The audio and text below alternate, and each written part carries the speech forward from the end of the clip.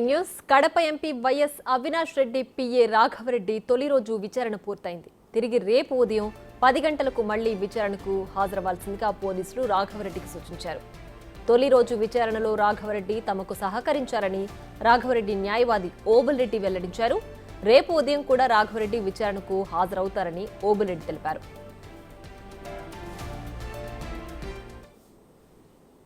Urban పోలీసులో నమోదైనటువంటి crime number 409/24లో SC ST and other act కింద నమోదైనటువంటి ఈ కేసులో బండి రాఘవరెడ్డిని ఈరోజు విచారణ నిమిత్తం నోటీస్ ఇచ్చి పిలిచారు.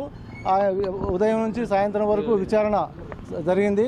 దానికి రాఘవరెడ్డి బాగా సహకరించాడు. పోలీసులు కూడా హ్యాపీగా ఫీల్ అయ్యారు, సాటిస్ఫై అయ్యారు. ఈ విచారణలో పరంపరలో భాగంగా రేపు ఉదయం 10 గంటలకు హాజరుగమ్మని 160 నోటీసు ఇవ్వడం జరిగింది. దాని ప్రకారం రేపు ఉదయం కూడా మా బండి రాఘవరెడ్డిని హాజరు పెడతాం.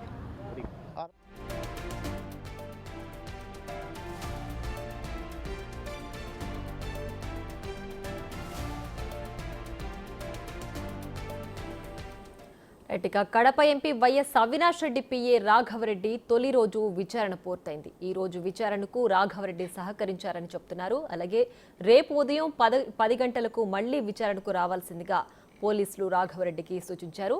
అయితే తొలి రోజు సహకరించారు కాబట్టి రేపు కూడా ఆయన విచారణకు సహకరిస్తారని పోలీసులు వెల్లడిస్తున్నారు. సో దీనికి సంబంధించి రాఘవరెడ్డి న్యాయవాది ఓబుల్రెడ్డి విషయాలు క్లియర్ చేశారు. మరింత సమాచారం మా ప్రతినిధి దామోదర్ ఫోన్ లైన్లో అందిస్తారు. దామోదర్, చెప్పండి, మొదటి రోజు రాఘవరెడ్డి విచారణ పూర్తయింది కదా, రేపు కూడా ఉండే అవకాశం ఉన్నట్లు తెలుస్తోంది. డీటెయిల్స్ ఏంటి? ప్రియా, ఏదైతే సోషల్ మీడియాలో పోస్టుల కేసుకు సంబంధించి వర్ర రవీందర్ రెడ్డి ఇచ్చిన సమాచారం మేరకు అవినాష్ రెడ్డి పిఏ రాఘవరెడ్డితో పాటు సజ్జల భార్గవరెడ్డి పైన కేసులు నమోదైన నేపథ్యంలో ఈరోజు అవినాష్ రెడ్డి పిఏ రాఘవరెడ్డిని కడపలోని సైబర్ సెక్యూరిటీ పోలీస్ స్టేషన్ లో విచారించారు.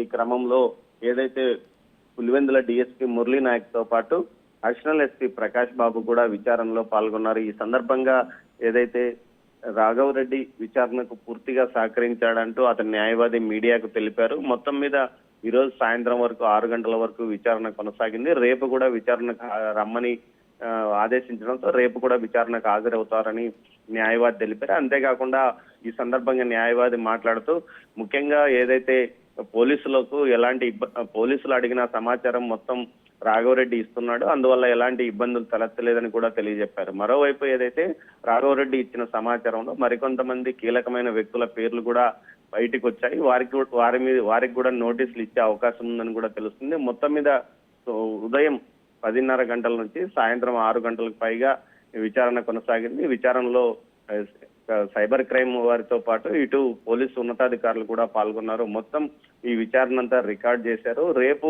విచారణ పూర్తయిన తర్వాత ఇతన్ని అదుపులోకి తీసుకుంటారా లేకపోతే 12వ తేదీ వరకు ఏదైతే హైకోర్టు సూచనల మేరకు ఇప్పటి వరకు అరెస్ట్ చేయలేదు. ఈ నేపథ్యంలో 12వ తేదీ తర్వాతనే అరెస్ట్ చేస్తారా లేకపోతే అప్రూవల్ గా రాఘవరెడ్డి మారే అవకాశం ఉందా అన్న విషయం మీద కూడా చర్చ నడుస్తుంది. ప్రియా.